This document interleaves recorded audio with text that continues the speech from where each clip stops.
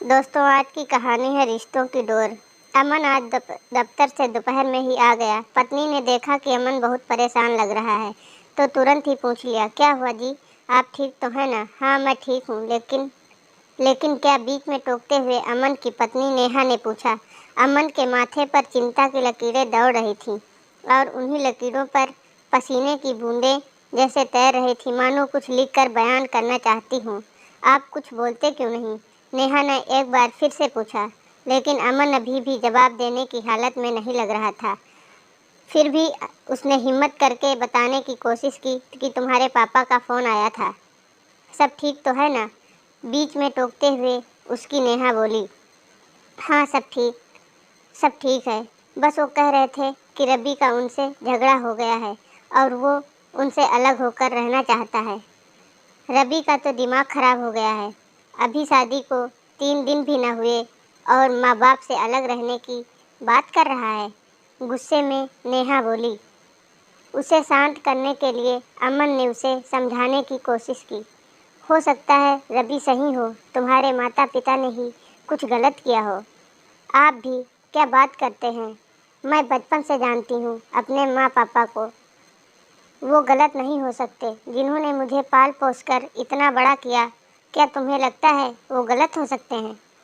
लेकिन इसमें हम क्या कर सकते हैं? मुझे अभी जाना है रवि के पास। उससे पूछूंगी कि उसकी ऐसी करने की हिम्मत कैसे हुई। लेकिन क्या इस समय जाना सही होगा? ये सब मैं नहीं जानती। मुझे जाना है तो जाना है बस। इस स्थिति में अमन नेहा को किसी भी तरह रोक नहीं सकता था, इसीलिए उसने उसके साथ जाना ही ठीक समझा। नेहा और अमन की शादी को 8 महीने हो चले थे। रवि नेहा का भाई था। उसकी शादी को अभी 3 महीने ही हुए थे। नेहा अपने मायके पहुंची।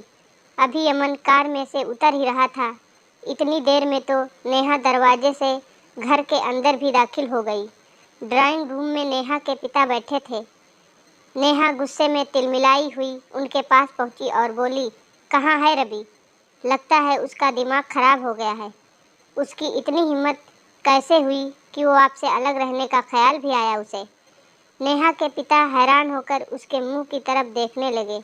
फिर कुछ चिंतित सी आवाज़ में बोले, नेहा बेटा, ये क्या बोल रही हो तुम? किसने कहा तुमसे कि रवि हमसे अलग होने वाला है? इतनी देर में रवि की पत्नी किचन से निकलकर बाहर आई। पिताजी के सवाल और रवि की पत्नी को देखकर नेहा एक पल के लिए मानो शून्य में चली गई।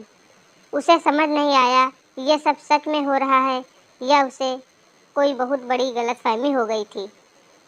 तभी उसने देखा कि अमन अभी तक वहां नहीं पहुंचा था। इसीलिए जैसे ही उसने घूमकर दरवाजे की तरफ देखा, उसने अमन को वहां खड़ा पाया। इससे पहले कि वो कुछ पूछती, अमन पहले ही बोल पड़ा, मैंने झूठ बोला था। लेकिन क्यों? अब तो नेहा के साथ उसके पिता और रवि की पत्नी भी समझना चाहती थी कि आखिर हो क्या रहा है। इतनी देर में नेहा की माँ भी अपने बेडरूम से निकलकर बाहर आ गई। क्योंकि मेरे माँ बाप भी गलत नहीं हो सकते। मैं भी उनके साथ बचपन से रहा हूँ। ज़रूर गलती तुम्हारी रही होगी। नेहा सब समझ चुकी थी। उसे एहसास हो चुका था। नेहा की आंखें आंसुओं से भर चुकी थीं और वो कांपती हुई आवाज़ में बोली, हम आज ही माँ बाबूजी को घर लेकर आएंगे। लेकिन वो गए ही कहाँ हैं? क्या मतलब? मुझे पता था कि तुम्हें रिश्तों की अहमियत जल्द ही समझ आ जाएगी, इसीलिए मैं उन्हें बड़ी दीदी के यहाँ घर छोड़ आया था। तुम्हारे घर जाने से पहले वो घर पहुँच जाएंगे। आप भी ना।